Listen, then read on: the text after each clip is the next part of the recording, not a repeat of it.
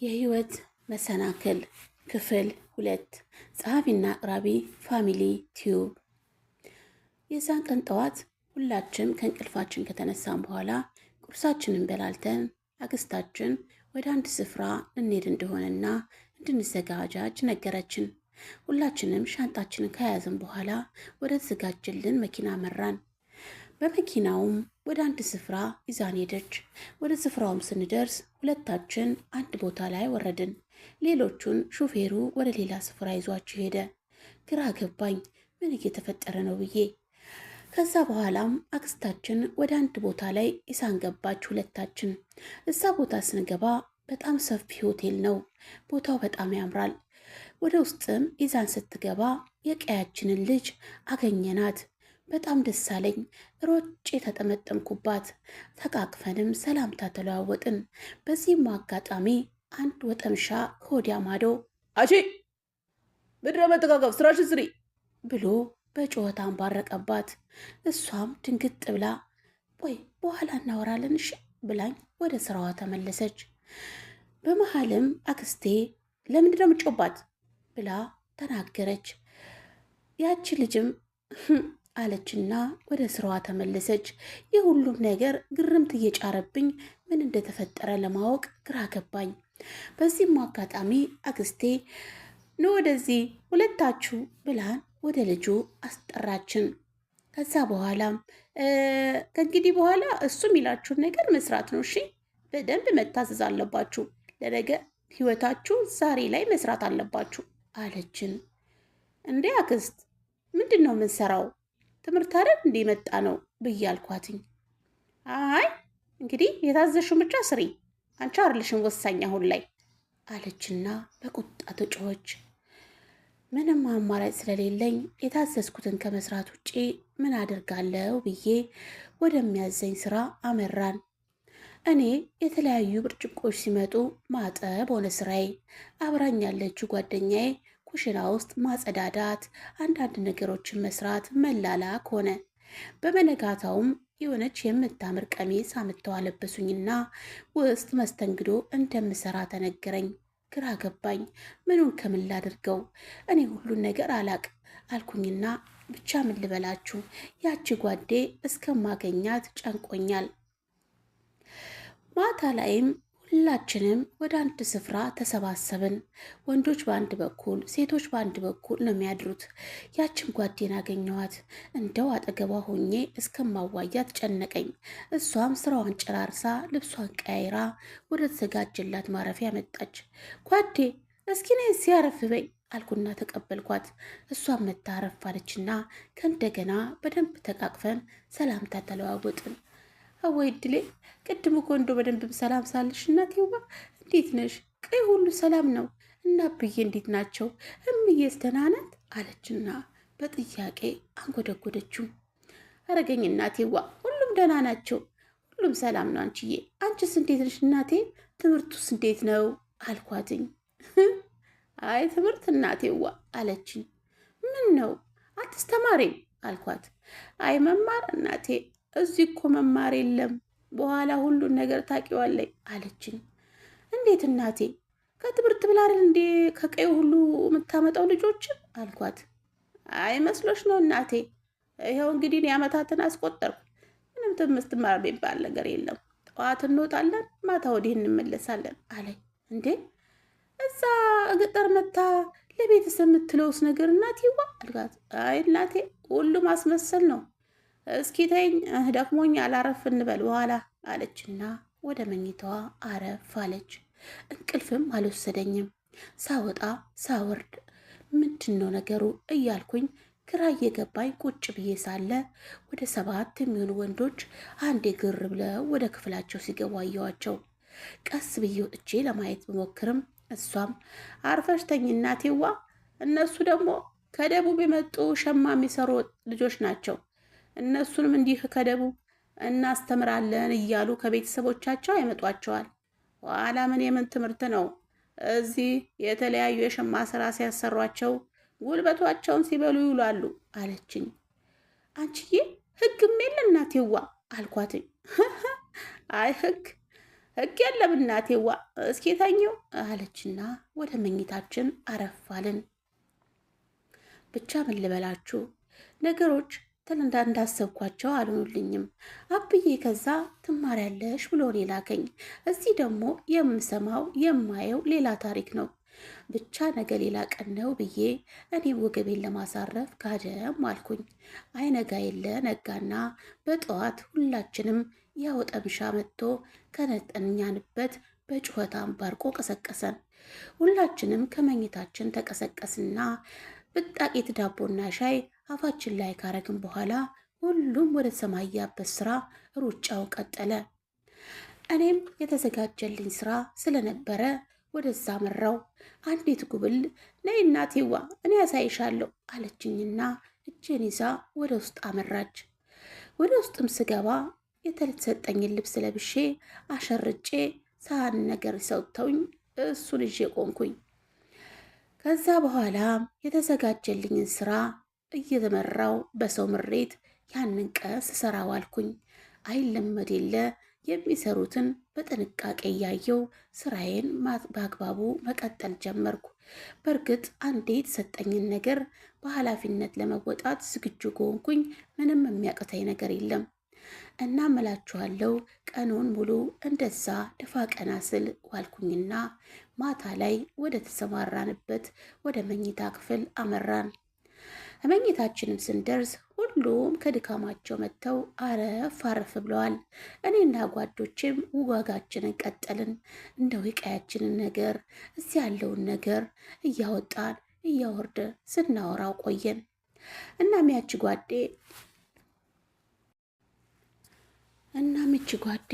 ለአመታት ይህንን ስራ ስትሰራን የከረመችው ቤተሰብ እዛ ትማራለች፣ ልጄ ጥሩ ደረጃ ትደርሳለች ብሎ የላካት ወጣት፣ እሷ ግን እዚህ ጋር ሁሉ ነገር ተበለሻሽቶ ሁሉ ነገር ጨልሞባት በሰው ኩሽና ደፋ ቀና ስትል ትገኛለች።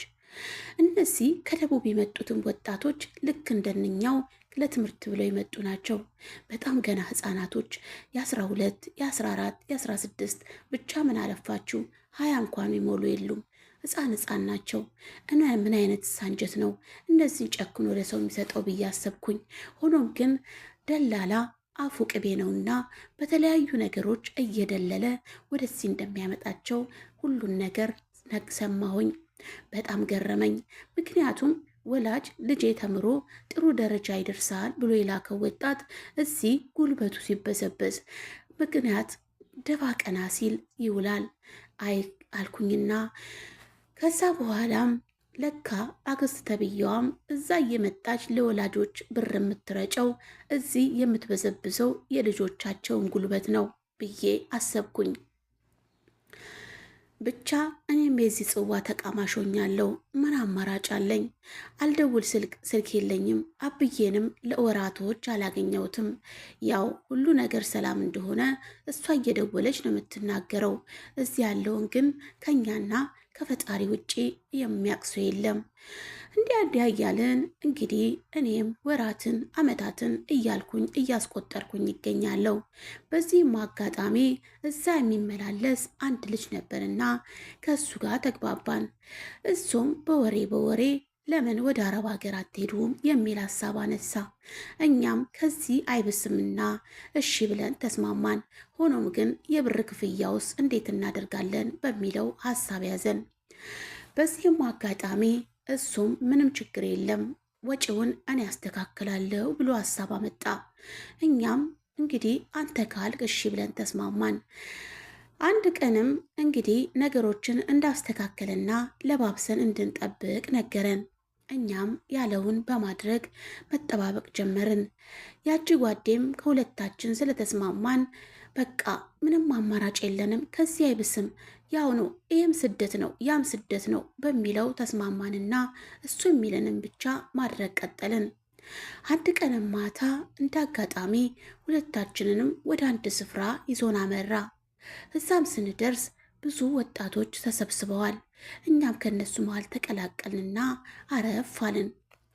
ለአንድ ሳምንትም እዛ ከቆየም በኋላ ነገሮች እንዳሰብናቸው ሊሆኑ አልቻለም። ሆኖም እሱ እዛ ያሰባሰበን ለህገወጥ ለህገ ወጥ ስራ ነበረ። በዚህ መሀልም ጓዴ ምናምን ማድረግ እንዳለብን ብንማከርም ምንም መፍትሄ አላገኘንም። ምክንያቱም ቤቱ ተቆልፎ ነው የሚውለው። ምግብ አመጥተው ይወረውሩልናል። ከዛ በኋላ በሩ ይዘጋል። በሚፈልጉ ሰዓት ብቻ ማታ ማታ አንድ ሁለት ወጣት እየወሰዱ ይሄዳሉ። ምን እንደሚፈጠርም ማወቅ ስላልቻልን ግራ ገብቶን ቁጭ ብለናል። አንድ ቀንም የነዛ ወጣት ተራኛም ደረሰንና ሁለታችን ተይዘን ወደ አንድ ስፍራ ሄድን። ከዛ በኋላ የተፈጠረውን ምንም አላቅም። እኔም ጓደኛዬም በሁለተኛው ቀን ወደ ክፍላችን ተመለስን። ብቻ ምን ልበላችሁ፣ ሁለታችንም ሰውነታችን ዝሏል። የሴትነት ክብራችን የለም። አለቀስኩኝ በእንባ። ሁለታችንም ተቃቅፈን ተራጨን። ቆይ ለምን ህይወት ለምን እንደዚህ ሆነች በእኛ ላይ? ወላጅ ተምረው ጥሩ ደረጃ ያደርሳሉ ተብለው የተላክን እኛ እንደዚህ አይነት ህይወት ውስጥ ለምን ብለን አለቀስን። እዛ የተሰባሰቡ ወጣቶች አይዟችሁ እንግዲህ ምን እናደርገዋለን፣ ህይወት ለኛ የፈቀደችልን ይሄ ነው ብለው አጽናኑን። እነሱም የሙኛ ጽዋ ደርሷቸው ነበረ። በጠዋትም አንድ ወጣት የሆነ ኪኒን አመጣና እንድንውጥ አደረገን። ምንም ጥያቄ መጠየቅ ስላልቻልን የተሰጠንን ብቻ ማድረግ ነው።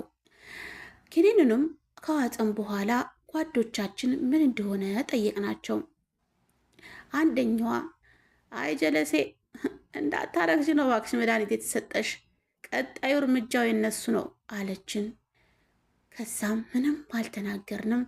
የሴትነት ክብራችን በማናቀው ሰው በማናቀው ሜዳ ላይ እንደዚህ ሆኖ ቀረ።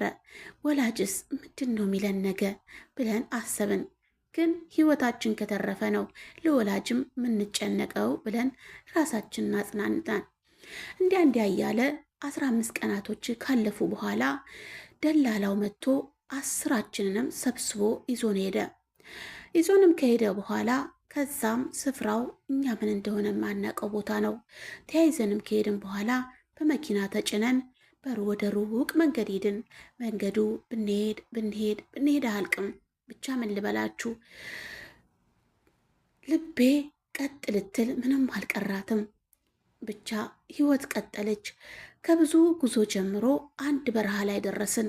አንድ በረሃ ስንደርስም ለማናቀው ዜጋ አሳልፈው ሰጡን። 10ዎቻችንም ከተሰባሰብንበት አንድ ቦታ ላይ ቁጭ ብለን ሳለ ሌሎችም ወንዶች፣ ሴቶች ተሰባስበው መጡ። እነሱም ልክ የኛው ጽዋ የደረሳቸው ይመስላል። ምክንያቱም አላንድ ምክንያት ወደዛ አልተሰባሰብንም። የማናቀው ዜጋም ከተቀበለን በኋላ በቋንቋ እንግባባ በምን ግራ እያጋባን የእግር ጉዟችንን ቀጠልን። በረሃው በጣም ያስፈራል። ውሃ ጥም ነው የሚለቅባችሁ። ያንን በረሃ በብዙ መንገድ አቋረጥን። ሆኖም ግን ግማሹ በድካም በፀሐይ ተስለፈለፈ። ቀንና ሌሊት ነው የምንጓዘው። ውሃ ለተወሰነች ጠብታ ነው የሚሰጠን። ምክንያቱም ረጅም ጉዞ ስለሆነ ውሃ በቅርቡ አናገኝም። ብቻ ሁሉም እየተዝለፈለፈ ራሱን እየሳተ ወደቀ። ድንገትም አንድ ወጣት ራሱን ስቶ ወደቀ። ከዚህ መሀልም ሰውየው እያመናጨቀ ሌሎቻችን ዞር እንድል አደረገን። ሆኖም ግን ያ ወጣት ላይመለስ ዳግም ላይመለስ አሸለበ። ብቻ ሁላችንም ተርበተበትን። ቆይ ለምን ህይወትን እኛ ላይ እንደዚህ ሆነ ብለን ለቅሷችንን ቀጠልን። ሰውየውም በማናቀው ቋንቋ ጮህና ዝም እንድንል አስደረገን። ያ ወጣትም እዛው ባለበት አፈር አልብሰነው ጉዟችንን ቀጠልን። ህይወት እንደዚህ ናት። ምን ማድረግ እንችላለን? አንዱን እየጣልን አንዱን እያነሳን መንገድ ቀጠልን። ከብዙ ጉዞ ጀምሮ እንደ አጋጣሚ አንድ ቦታ ላይ ደረስን። አንድ ቦታም ደርሰን ወደ ባህር ልንጠጋ እንደሆነና አረፍ እንድንል ተደረገ። እዛም አረፍ ካልን በኋላ ያቺ ጓዴ አይዞሽ ጓዴ በርቺ፣ ነገም ሌላ ቀን ነው እያልን እየተጽናናን አረፍ ብለን የሚመጣብንን ነገር ደግሞ መጠባበቅ ጀመርን። ብቻ ምን ልበላችሁ ህይወት በጣም ከባድ ናት። ትላንትና የተነገረልን ዛሬ ላይ የለም። ትላንት ቃል የተገባልን ዛሬ ላይ የለም። ቆይ ለምን ፈጣሪስ ለምን ይሄ እነዚህን ሰዎች አይቀጣም ብለን ጭራሽ ከፈጣሪ ጉምግት ጀመርን። ሆኖም ግን ፈጣሪ ሁሉን ነገር ለምክንያት እንደሚያደርግ አሰብንና ፈጣሪ አንተ ከፊታችን ቅደም፣ በነገሮች ሁሉ አንተ ምራን ብለን ፈጣሪን አመሰገንና ጸሎታችንን አደረግን። እዛች የተዘጋጀልን ቦታ አረፍታችንን ካደረግን በኋላ ሌላ ሰው መጥቶ እንድንነሳና ወደ ባህሩ ልንጠጋ እንደሆነ አዘዘን። ወደ ባህሩም ልንጠጋ ስንል ያቺ ጓዴ አልቻለችም፣ ተስለፍልፋ ወደቀች። ጓዴ አይዞሽ በርቺ ጠንክሪ አልኳትና እንደምንም ደጋግፌ ወደ ተዘጋጀልን ባህር አመራን። ጀልባይቱ ላይም እንደተሳፈርን ሁላችንም አንድ ላይ ወጣን። ብቻ ምን ልበላችሁ፣ ያ ባህር ምን ይሆን? ምን ይውጠን ይሆን? ያሰምጠን ይሆን ወይስ ያሳልፈን እያልን ፈራ ተባ እያልን ባህሩ ላይ ተሳፈርን። ባህሩ ላይም እየሄድን ማያልቅ ጉዞ ቀንን አደርን ዋልን። 2 ቀን ብቻ ምን ልበላችሁ፣ እዛ ላይ ምን እንደሚውጠን ሁላችንም እንቅልፍ የለም፣ በጭንቀት ተውጠን ያለ ነው። ሰላም ጤና ይስጥልን ውድና የተከበራችሁ የፋሚሊ ቲዩቦች፣ እንግዲህ እንደተከታተላችሁት ክፍል 2 ይሄን ይመስል ነበር። በቀጣይ ክፍል እስከምንገናኝ ለቻናላችን አዲስ የሆናችሁ ላይክ፣ ሰብስክራይብ በማድረግ እንድታበረታቱን በትህትና እንጠይቃለን። ቤተሰብ የሆናችሁ ደግሞ ሼር፣ አስተያየታችሁን እያደረጋችሁ የተለመደው ትብብራችሁን ትሰጡን ዘንድ በአክብሮት እንጠይቃለን። በተለያዩ በስደት ዓለማት ያሉትን እህት ወንድሞቻችንን ፈጣሪ ይጠብቃቸው። ኢትዮጵያ ሀገራችንንም ሰላም ያድርግልን።